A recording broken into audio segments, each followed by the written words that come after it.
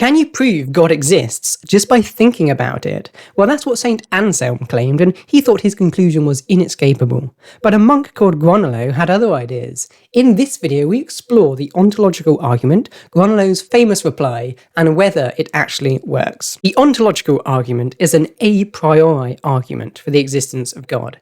That means it relies entirely on logic and reason, rather than experience and empirical evidence. It contrasts with a posteriori arguments like the cosmological or the design arguments for God, which are based on observations about the world.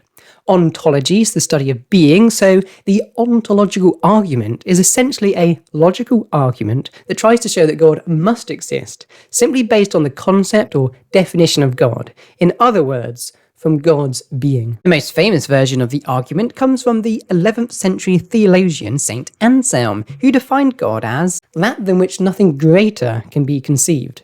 From there, he argues that such a being must exist. This is because even the foolish atheist can understand this definition of God, and so the idea of God at the very least exists in the mind. Anselm's key move is this: existence in reality is greater than existence merely in the mind. So if God only existed in the mind, we could imagine something greater, namely a God who exists in reality. So existing only in the mind would contradict the very definition of God as that than which nothing greater can be conceived. Therefore, God must exist in reality. While initially compelling, one gets the sense that there surely must be something wrong here.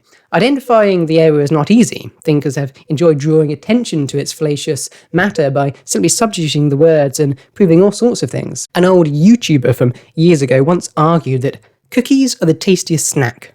Cookies exist in my mind. Cookies taste better in my mouth than in my mind. Therefore, cookies are in my mouth, because if they were only in my mind, they could not be the tastiest snack. Philosopher Douglas Gasking once flipped the argument on its head to prove that God doesn't exist. He argued that the greatest being would be one who created the universe without even existing, because that would be an even bigger achievement, right? So God doesn't exist. But let's move beyond YouTubers and jokes. A serious argument requires a serious response, and that's what we get with Anselm's contemporary, the Benedictine monk Gaunilo. He argues not by analogy of tasty cookies, but by that of a perfect island. If you tell me about the most excellent island imaginable, I can picture it in my mind. But if you then say, well, since you've imagined it, it must exist, otherwise it wouldn't be the most excellent island, that would obviously be nonsense. This type of argument is known as a reductio ad absurdum. And while that might sound like a Harry Potter spell, it's actually a method of reducing someone's argument to an absurdity.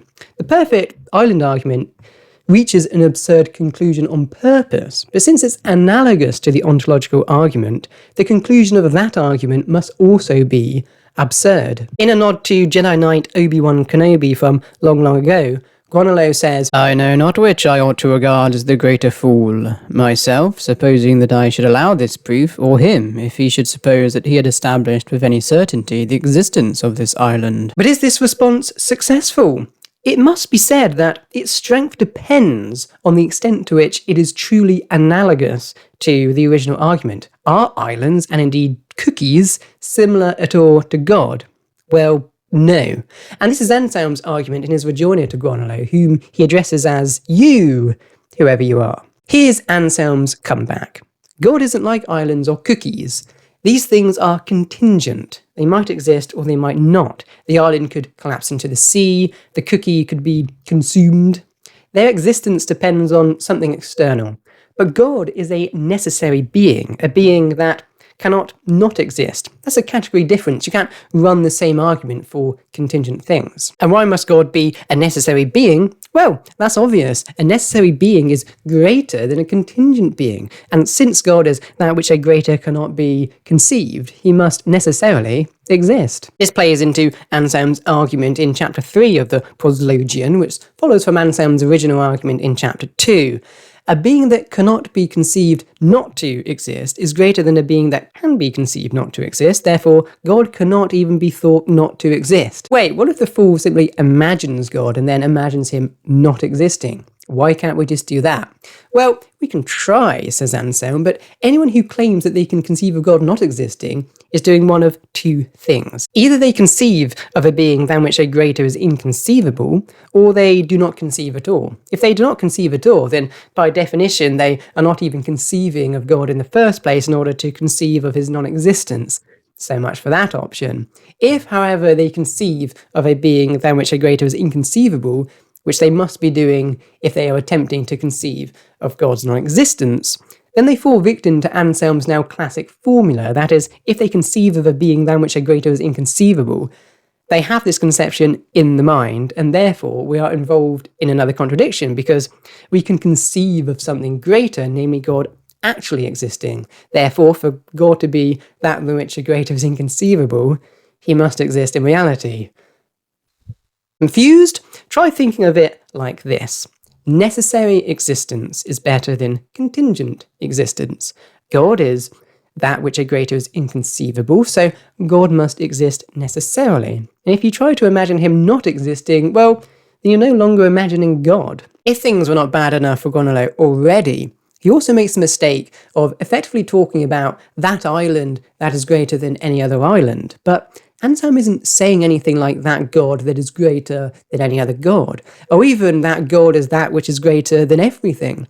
He's saying that which nothing greater can be conceived, and this is in a different category. The idea is that God is a sort of maximal being. He's omnibenevolent, omnipotent. He cannot be made greater than he is. Even the greatest thing could still lack perfection and be contingent, as can the most excellent island.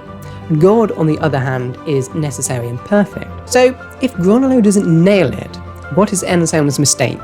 That's coming up in the next video.